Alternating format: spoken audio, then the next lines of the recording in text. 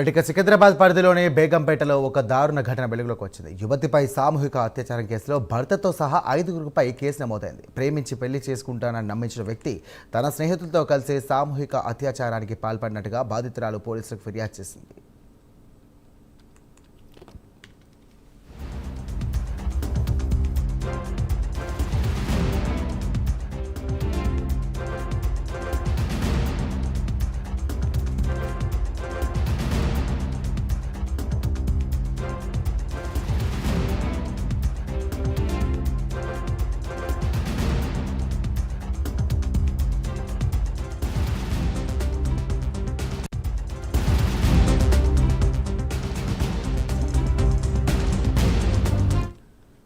కుకట్పల్లికి చెందిన సదరు యువతికి షేక్ నవాజ్ అనే వ్యక్తితో పరిచయం ఏర్పడింది. జూలై 2025లో వీరిద్దరూ వివాహం చేసుకున్నారు. అయితే పెళ్లికి ముందు నిందితుడు ఆమెను బేగంపేటలోని తన గదికి పిలిపించి తాగునీటిలో మత్తుమందు కలిపి ఇచ్చి నవాజ్తో పాటు షేక్ మునావర్ అలాగే ఇస్మాయిల్ షారూక్ ఇర్ఫాన్ గ్యాంగ్ రేపుకు పాల్పడినట్టుగా బాధితురాలు తన ఫిర్యాదులో పేర్కొంది. పెళ్లి తర్వాత తనను బలవంతంగా మత మార్పిడి చేయించారని, తీవ్రంగా వేధించారంటూ కూడా బాధితురాలు ఆరోపించింది.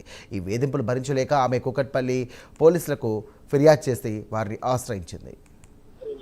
5 lakhs తీసుకున్నారు. మా ఆఫీస్ దగ్గర కనిపించేవాడు అతను. మా ఆఫీస్ అడ్రస్ ఎలా తెలుసంటే మా ఆఫీస్ కూడా ఇక్కడే అని చెప్పి చెప్పాడు. తర్వాత చేంజ్ అతను ముస్లిం నుంచి హిందూగా కన్వర్ట్ అయినట్టు సర్టిఫికేట్ చూపించాడు. వాళ్ళ తమ్ముళ్ళు మునావర్, షారుఖ్, ఇస్మాయిల్ వాళ్ళు కూడా అదే చెప్పారు, సేమ్ కన్వర్ట్ అయిపోయాడని చెప్పాడు. వాళ్ళ అక్క కూడా వీడియో కాల్ చేయించారు, వాళ్ళ అక్కతోటి మాట్లాడించారు. వాళ్ళ అక్కకి ఓకేనా అంటే ఓకే మాకు, మేము తొందరలోనే వచ్చి కలుస్తామని చెప్పాడు. అడ్రస్ అడిగితే, ఫోన్ నెంబర్ అడిగితే ఇవ్వలేదు అప్పుడు. ఇలా దాని తర్వాత మోయినాబాద్కి రిసార్ట్కి వెళ్ళాలి, వాళ్ళందరూ వస్తున్నారని చెప్పి తీసుకొని వెళ్ళారు. ఇక్కడ రిసార్ట్కి వెళ్తే ఎవరు రాలేదు. ఎందులో కల్పించారో ఏంటో తెలీదు. నేను ఆ రోజు అన్కాన్షియస్ లో అయిపోయాను. దాని తర్వాత నా ఫొటోస్ వీడియోస్ నాకే చూపిస్తున్నాడు అతను. నువ్వు బయటికి ఏమన్నా చెప్తే ఇలా ఇలా అయ్యిందని చెప్పి నేను ఇవన్నీ బయట ప్రెస్ అన్ని సోషల్ మీడియాలో అన్నిట్లో ఇచ్చేస్తాను అని చెప్పి అతను అన్నాడు. తీసుకున్నాను. 25 lakhs తీసుకున్నారు. ఒకసారి హవాలా నోట్ పోయిందని చెప్పి వాళ్ళ తమ్ముడు వచ్చి తీసుకున్నాడు. దాని తర్వాత బిజినెస్ అని చెప్పి తీసుకున్నాడు.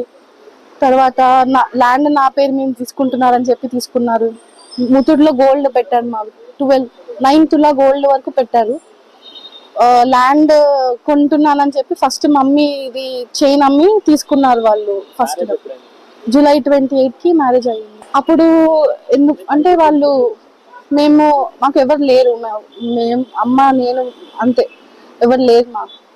వాళ్ళు ఏం చెప్పారు, మా మమ్మీని చెల్లిని చంపేస్తాము, అది న్యాచురల్ డెత్ లాగా చేస్తాము, నువ్వు బయట ఎక్కడ చెప్పినా అని చెప్పి అని అన్నారు. ఇక ఘటన జరిగిన ప్రాంతం బేగంపేట పరిధిలోకి రావడంతో కూకట్పల్లి పోలీసులు తొలుత జీవో ఎఫ్ఐఆర్ నమోదు చేసి కేసును బేగంపేట పోలీస్ స్టేషన్కు బదిలీ చేశారు. బాధితురాలి ఫిర్యాదు మేరకు 5గురు నిందితులపై కూడా కేసు నమోదు చేశామని బేగంపేట ఏసీపీ గోపాలకృష్ణమూర్తి తెలియజేశారు. ఇక అన్ని కోణాల్లో దర్యాప్తు జరిపి వాస్తవాలను వెలికి తీస్తామంటూ కూడా బాధితురాలికి, కుటుంబ సభ్యులకు కూడా వారికి హామీ ఇచ్చారు. అలాగే మరిన్ని వివరాలు కూడా సేకరించే నిందితులను త్వరలో అదుపులోకి తీసుకుంటామని కూడా ఆయన స్పష్టం చేశారు.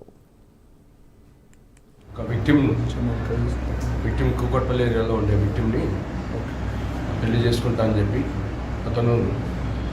అతనితో పాటు కొంత ఫ్రెండ్స్ అందరూ కలిసి బేగంపేట ఏరియాలో ఒక అపార్ట్మెంట్లో సామూహికంగా రేప్ చేసిండ్రని చెప్పి ఇందులో కంప్లైంట్.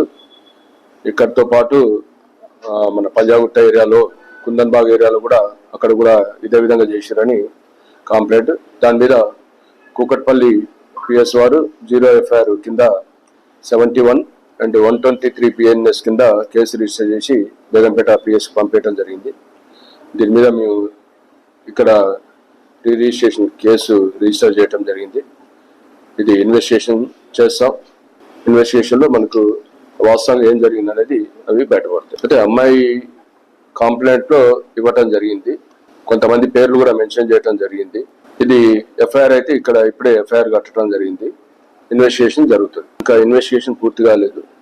ఇన్వెస్టిగేషన్ అయ్యి మనకి ఏమైనా ప్రిమా ఫేసి ఎవిడెన్స్ ఉన్న తర్వాత అప్పుడు నేరస్తుల గురించి మేము తదుపరి చర్యలు ఉంటాయి. ఇప్పుడే ఎఫ్ఐఆర్ రిజిస్టర్ చేయడం జరిగింది. తర్వాత ఆమె స్టేట్మెంట్ రికార్డ్ చేయాలి.